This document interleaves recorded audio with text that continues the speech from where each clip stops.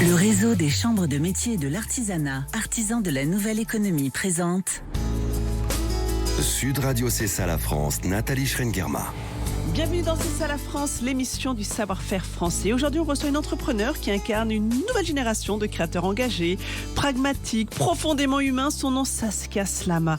Et à la base de son aventure, il y a non pas une étude de marché, mais une réalité vécue, l'eczéma, le psoriasis, toutes ces maladies inflammatoires chroniques qui touchent des millions de Français et qui mènent souvent à une véritable errance médicale. Et plutôt que de subir, Saskia a décidé d'agir. Avec Pomade Paris, elle développe une approche globale, naturelle, rigoureuse, qui agit, vous allez le voir, à l'intérieur et à l'extérieur. 2 ans de recherche, une communauté engagée autour d'elle, une entreprise quasiment rentable dès ses débuts et un beau coup de projecteur à travers qui veut être mon associé. Mais derrière les chiffres et le succès médiatique, il y a surtout une question centrale. Comment transformer une fragilité personnelle en projet entrepreneurial solide, crédible et utile à la société? Eh bien, c'est ce parcours sans filtre que nous allons explorer tout de suite dans C'est ça la France. Sud Radio, c'est ça la France. Merci d'être avec nous, Saskia Slama, au micro de Sud Radio.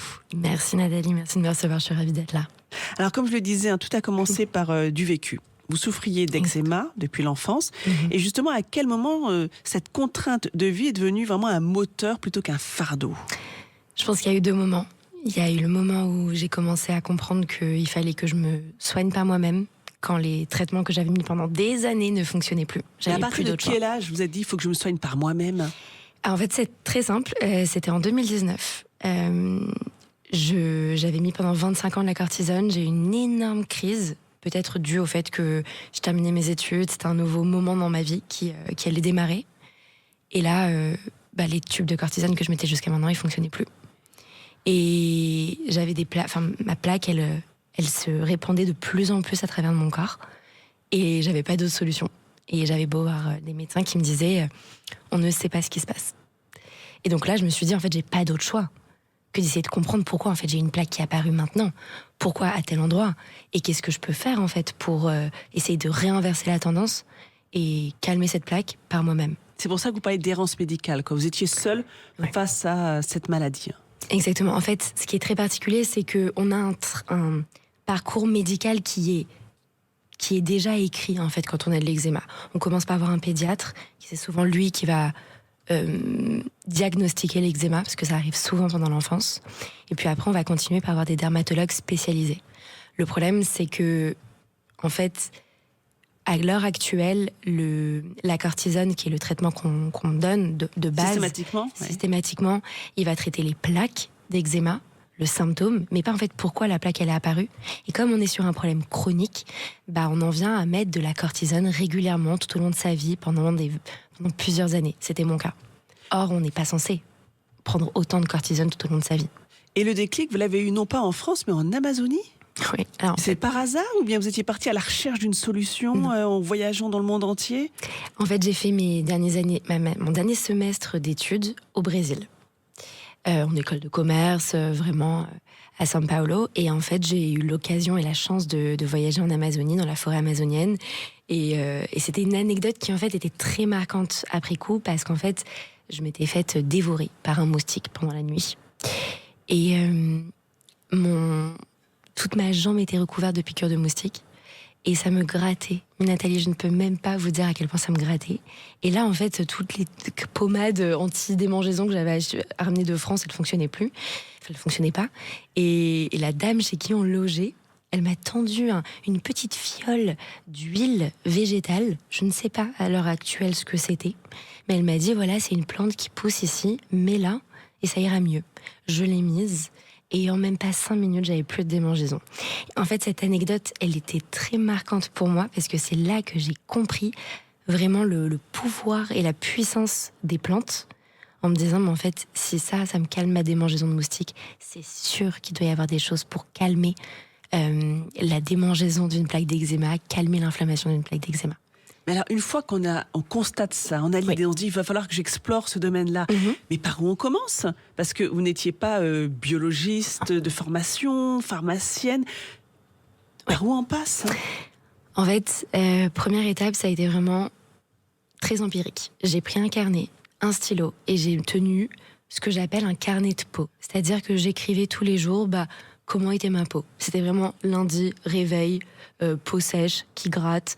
Est-ce que je me suis grattée pendant la nuit? Ok. Et en fait, j'écrivais de façon je savais pas trop le lien entre tous ces éléments, mais je me suis dit, je pense que peut-être mon alimentation peut jouer. Ce que je mets sur ma peau, c'est sûr que ça va jouer. Et on dit souvent que l'eczéma, c'est lié au stress, donc je vais aussi mettre mes émotions. Est-ce que je me sens stressée? Est-ce que je me sens plutôt triste, machin? Et en fait, j'ai fait ça pendant 2 semaines. Et je me suis rendu compte, c'est dingue, dès que je mange du gluten ou dès que je mange des laitages, souvent j'ai une plaque le lendemain matin. C'est dingue parce qu'on dit que l'eczéma c'est lié au stress, mais moi en fait je me rends compte que c'est pas le stress, c'est le trop plein d'émotions, et c'est souvent les choses que j'ose pas dire qui me provoquent des démangeaisons. Et en fait, ce travail-là, je me suis dit ok, je vais faire. C'était très méthodique, je me rends compte après coup que j'ai un cerveau assez structuré, mais je me suis dit ok. Donc en fait, il y a ce que je mets sur ma peau, ça je le sais, je vais passer au naturel. Il y a ce que je vais manger, et c'est là qu'on parle souvent d'alimentation anti-inflammatoire. Sans le savoir, en fait, je décrivais l'alimentation anti-inflammatoire dont on parle beaucoup maintenant, mais à l'époque un petit peu moins.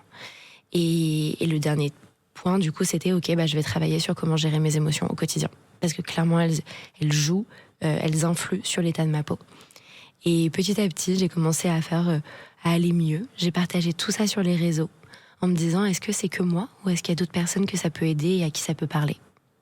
Et c'est là, c'était le deuxième déclic. C'est là donc que je me suis dit, la communauté est née avant de créer la marque. Totalement. Parce que je me suis dit, en fait, avant même de... Alors bien sûr, je me dis, ok, ça marche dans mon cas. Je commence à comprendre qu'il y a une autre philosophie, en fait, de gérer ce problème de peau. Mais en fait, est-ce que je suis seule dans mon délire, quoi? Ou est-ce que vraiment ça peut parler à d'autres personnes? Et donc j'avais besoin d'échanger avec des gens. Et surtout, c'était l'époque, là on était en 2019-2020, on voyait beaucoup de comptes Instagram de skin positivité, mais je voyais aucun compte sur l'eczéma. Je me suis dit, mais c'est fou parce que c'est quand même la 2e maladie de peau dans le monde après l'acné, mais personne n'en parle. Et tout à l'heure, on parlait d'errance médicale, mais en fait, c'était plus que de l'errance médicale, c'est de la solitude, en fait.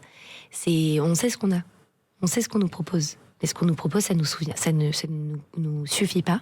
Et surtout, on se sent seul au quotidien, on se sent incompris. Et vraiment, ce sentiment d'isolement, il est partagé par beaucoup. Je ne suis pas la seule à le ressentir. Donc en créant ce compte Instagram, en créant un blog autour de ça, bien sûr, moi, je me suis dit, ok, est-ce que ça aide d'autres personnes? Mais surtout, en fait, les gens étaient en mode, mais juste d'en parler, c'est déjà génial, quoi. Mais de passer à un forum de discussion, un lieu où on peut échanger, à créer sa marque. Une fois que vous vous rendez compte qu'il n'y a rien qui existe sur le marché, que vous êtes des millions concernés, comment ça se passe concrètement? Est-ce qu'on tape aux portes des laboratoires comme ça, du haut de sa vingtaine ou trentaine? Comment ça se passe concrètement? Totalement. Alors du coup, on a commencé par, je tiens un carnet de peau, je comprends ce que j'ai, j'en parle sur les réseaux, je vois qu'il y a un vrai besoin. Et là, je me dis, ok, mais... Je me rappelle du jour 1, le jour 1 où j'ai pris la décision de lancer quelque chose autour de ça. Mais vraiment, c'était une journée où j'ai rien fait à part me dire par où je commence. Et la vraie feuille blanche, je ne savais même pas, en fait, qu'est-ce que je devais faire. Mais du coup, je me suis dit déjà, avant toute chose, il faut que je comprenne ce que je veux comme produit.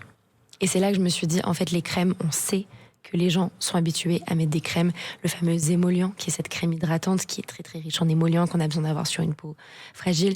Mais donc ça, je le savais. Par contre, je me suis dit, il manque des compléments alimentaires. Il manque des compléments alimentaires. On voit beaucoup de compléments alimentaires sur le marché, mais il n'y en a aucun pour l'eczéma et le psoriasis. Et donc en fait, ce que j'ai fait, c'est que j'ai échangé avec des naturopathes. J'ai échangé avec une docteure en pharmacie, j'ai échangé avec ma mère qui est médecin nutritionniste. Et vraiment, la question c'était, ok, si demain on devait lancer des compléments alimentaires, on devrait faire quoi? Et du coup, on a échangé et on a eu plusieurs mois d'échanges. On a identifié des actifs, des nutriments, certains dosages, un certain protocole de posologie. Et là, je suis allée appeler des laboratoires. Donc c'est-à-dire qu'on va sur Google, on tape laboratoire, on cherche des grands noms de laboratoires, on passe par l'accueil et on prend rendez-vous. Exactement. Alors en fait, pour tout vous dire, il y a eu, je pense, je me rappelle, j'ai fait un annuaire. Dans l'annuaire, j'ai dû en appeler, je sais pas, on va dire 100. J'ai peut-être eu 10 allô. Ouais. Et j'ai peut-être eu 5, je vous passe mon email, envoyez-moi un brief. Et j'ai eu peut-être 2 réponses. Et le plus drôle, c'est que ceux qui m'ont répondu sont pas au final ceux qui ont donné suite, parce qu'en fait, on creuse, ils disent ah ouais non, en fait on vous connaît pas, vous sortez de nulle part, vous C'est avez. ça, il y a toute une marque à créer, mais un totalement. univers. Mais alors du coup, ça veut dire que donc là, on va dire que les quelques portes se referment entre guillemets. Comment on garde le moral, l'énergie? Comment est-ce qu'on continue d'avancer? Je pense qu'il faut être un peu... Avec le recul, je me pose souvent la question parce que je pense qu'en fait, je me rendais pas compte de toute la galère que ça allait représenter au démarrage. On comprend mieux, à chaque jour suffit sa peine, quoi. Exactement. C'est étape par étape. Exactement. Non, en fait, ce qui s'est passé, c'est que déjà, il y a eu des très beaux entrepreneurs et des très belles marques qui m'ont aussi aidée. Parce que comme du coup, j'avais une activité de créatrice de contenu sur les réseaux, en fait, j'étais pas non plus... comment vous dire, je me présentais aussi en tant que personne qui avait déjà une communauté, et ça a aidé. Et donc petit à petit, au fur et à mesure que la communauté elle grandissait, les labos m'ont de plus en plus considérée. Donc c'est ça aussi la beauté, c'est qu'en fait Pommade s'est lancée, et vraiment j'insiste, c'est grâce à cette communauté qui bien sûr a aidé à développer les produits, mais surtout a aidé à appuyer, à vous légitimer, à vous crédibiliser Exactement. auprès des laboratoires. Exactement. Et donc en fait, je me rappelle que ça a duré vraiment 4 à 6 mois avant d'identifier les laboratoires. Pareil pour les cosmétiques. Alors, ce qu'il faut aussi comprendre, c'est qu'il y a des contraintes déjà de est-ce que le projet il parle au laboratoire, est-ce que le laboratoire a une légitimité, lui aussi a un savoir-faire qui pourra matcher les besoins du projet, mais surtout après il y a des contraintes industrielles. Et donc en fait, souvent on appelle ça des minimum order quantity, c'est des minimums de commandes en dessous duquel un laboratoire va pas produire. Et en fait au démarrage, quand on part de zéro, quand on est autofinancé, si je vous dis on produit 500 unités dans le mois, déjà ça me paraissait énorme. Et il y en a, ils disent « Ah, moi je descends pas en dessous de 5000 ». Que des choses comme ça, donc ça crée des barrières. Et puis au bout d'un moment, en fait ça crée des filtres, et on échange avec les personnes qui disent « Bah oui, moi je peux produire à telle quantité, oui je comprends ton projet, oui je pense que je peux t'aider, et voilà les délais, etc. » Et ça c'est magique. Et comment vous l'avez financé alors justement les premières commandes? Est-ce que c'est des fonds propres? Est-ce qu'on va taper aux banques, la BPI, j'en sais rien, des banques d'investissement? Comment financer ces premiers pas? Bien sûr, il y a eu de l'apport personnel de 20 000 euros, et il y a eu une aide de la BPI à l'innovation de 30 000 euros. Donc là, on parle quand même de 50 000 euros, ce qui est assez énorme. Et en fait, surtout, et s'ils écoutent, j'espère qu'ils écouteront, et je leur redis merci. Notre laboratoire de compléments alimentaires, ils ont tellement cru dans le projet qu'ils nous ont dit, en fait, nous, on va produire pour telle unité, mais on vous facture que ce qui sort. Donc vous avez qu'à nous faire des livraisons, des commandes semaine par semaine, et c'est pas grave, je vous livrerai, plutôt de tout nous livrer d'un coup, et ça a allégé grandement la trésorerie. Et donc en fait, il y a eu donc apport personnel, aide de la BPI pour financer toute la R&D, et les laboratoires qui nous ont intelligent, aidés. arrangeant, qui a compris la problématique. Totalement. D'une jeune entrepreneur qui est en train de se lancer. Exactement.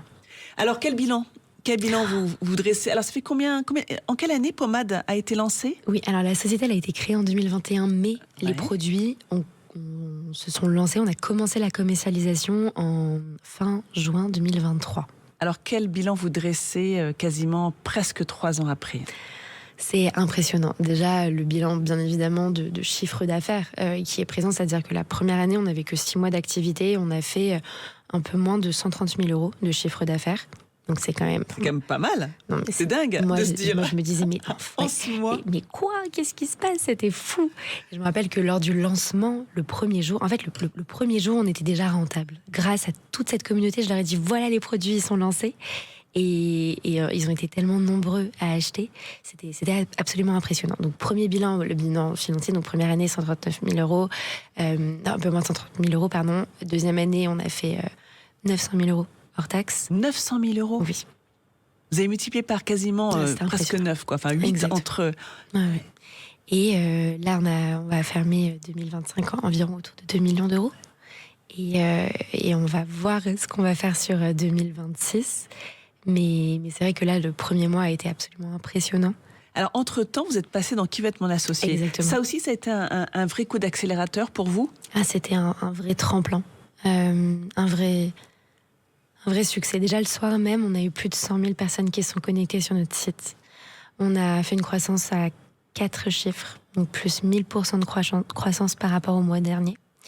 Il y a eu plus de 5000 personnes qui nous ont écrit en mode merci de parler de l'eczéma sur les réseaux, sur la télé, pardon. Je suis tellement habituée au mot réseau.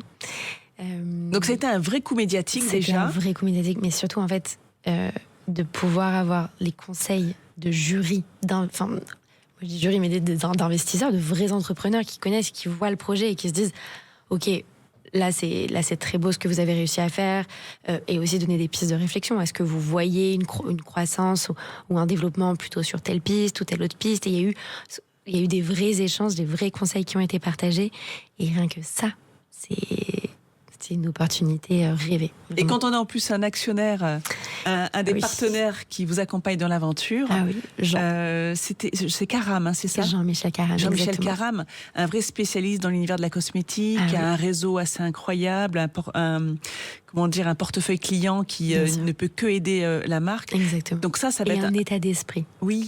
Il est solaire, il est très visionnaire, et surtout en fait il donne il pousse vraiment les entrepreneurs, et il a toujours été très positif. Et en tout cas, tous les échanges que j'ai pu avoir avec lui, que ce soit avant la diffusion de l'émission, juste après qu'on ait tourné le contenu, ou même là, ces derniers jours, à chaque fois, c'est toujours des beaux échanges et on en ressort avec le sourire et c'est impressionnant. Ouais. Merci beaucoup, Saskia Slama, d'avoir partagé avec nous cette belle aventure de pommade.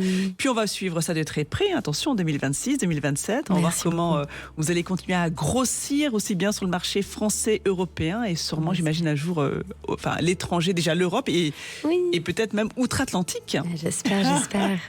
Merci beaucoup, Saskia Slama. Alors, on va se quitter un court instant, puis on se retrouve juste après avec Thibaut, notre French Trotter. Le réseau des chambres de métiers et de l'artisanat, artisans de la nouvelle économie, présente Sud Radio C'est ça la France, Nathalie Schrengerma.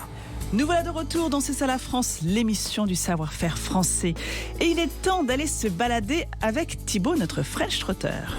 Sud Radio C'est ça la France, avec Thibaut, le French Trotter. Et Thibaut revient des Alpes pour nous faire découvrir les coulisses des stations de ski du massif du Chablais. Un feuilleton hivernal autour des savoir-faire et des métiers de la montagne, Thibaut. Exactement, Nathalie. Direction le nord des Alpes, entre le lac Léman et le Mont Blanc, au cœur des Portes du Soleil, l'un des plus grands domaines skiables du monde. Derrière des pistes parfaitement préparées, on peut skier en toute sécurité, car il y a des hommes et des femmes de l'ombre. Et aujourd'hui, je vous emmène à Avoria. Juste avant l'ouverture du domaine, j'ai suivi Quentin, pisteur secouriste.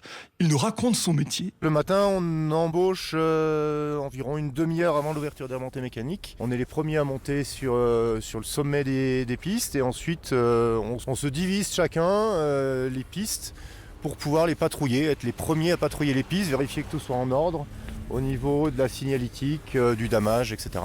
Aujourd'hui, il me semble que les conditions sont idéales. Il fait beau, il n'y a pas eu de tempête de neige cette nuit. Non, aujourd'hui c'est parfait, ça va être assez tranquille. Après, on a pas mal de signalétique à mettre en place pour essayer de réguler les flux et puis de faire en sorte que les gens se mettent pas en danger en skiant dans la journée. J'imagine que c'est un métier passion. Vous êtes avant tout un amoureux de la montagne et du ski, non ? Ouais, c'est ça. Écoutez, c'est le plaisir d'être dehors, d'être en montagne et puis de pouvoir profiter de ce qu'on voit juste là maintenant. C'est un moment unique, on a l'impression que la montagne nous appartient. Ouais, on a l'impression d'être seul au monde quelque part. Ouais, chaque matin c'est comme ça. C'est pas mal. J'aimerais bien qu'on décrive ce panorama assez incroyable. Et d'ici là, quand on arrive sur le haut du télésiège, sur la gauche, on a toute la Suisse avec les Dents du Midi. Puis quand on se retourne, derrière nous, il y a toute la vallée avec le lac Léman au fond. Et puis à l'opposé, le massif du Jura. Ça me fait vraiment rêver. Là on arrive à l'arrivée du télésiège. On file ?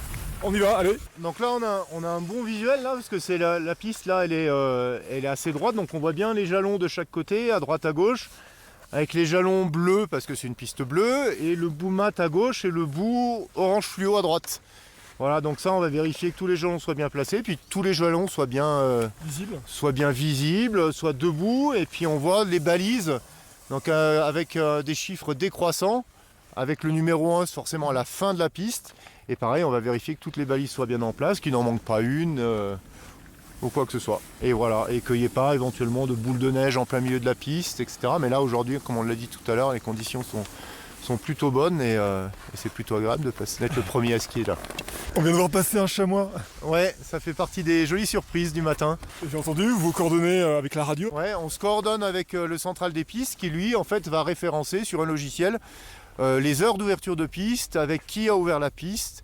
Enfin voilà, tout ça est protocolé et enregistré. Centrale pour Quentin, bonjour. La Bleue du Lac est ouverte. Bonjour aussi. Voilà, le central des pistes, c'est qu'ils pourront donner l'autorisation aux télésièges dépendants du secteur d'ouvrir. Un métier passion, mais exigeant. Alors comment devient-on pisteur ? Eh bien, j'ai posé la question à Quentin. Il y a 2 prérequis. Une excellente maîtrise du ski tout-terrain, bien sûr. Et puis un solide niveau en premier secours, car porter assistance fait pleinement partie du métier, comme nous l'explique Quentin. Classiquement, on va prendre les blessures, les traumatismes classiques qui vont être une entorse au genou ou une luxation d'épaule. Donc on va intervenir avec une barquette ou un traîneau et on va immobiliser les personnes pour faire en sorte que leur traumatisme ne s'aggrave pas. Et ensuite, on va les évacuer vers le centre médical le plus proche ou le centre médical de la station sur laquelle ils résident. Qu'est-ce qui se passe en cas d'avalanche ? C'est un peu le cas extrême. Alors déjà, les avalanches potentielles sur le domaine skiable sont traitées après les chutes de neige avec un déclenchement préventif d'avalanche pour faire en sorte que les risques soient quasi nuls. Et si jamais il y avait une avalanche qui se produit sur le domaine skiable, ou en bordure du domaine skiable, voilà, donc là le service des pistes est averti et on va mettre en place toute une procédure pour aller rechercher les gens s'il y a des gens qui sont pris dans l'avalanche. Voilà pour les coulisses du métier de pisteur. On vous retrouve la semaine prochaine pour la suite de ce feuilleton au cœur des stations de ski françaises. C'est bien ça, Thibaut ? Exactement. Merci beaucoup, Thibaut. Merci à vous, chers auditeurs. Rendez-vous la semaine prochaine, même jour, même heure et même radio. Et surtout, d'ici là, portez-vous bien. Sud Radio C'est ça la France, Nathalie Schrengerma. Avec le réseau des chambres de métiers et de l'artisanat, artisans de la nouvelle économie.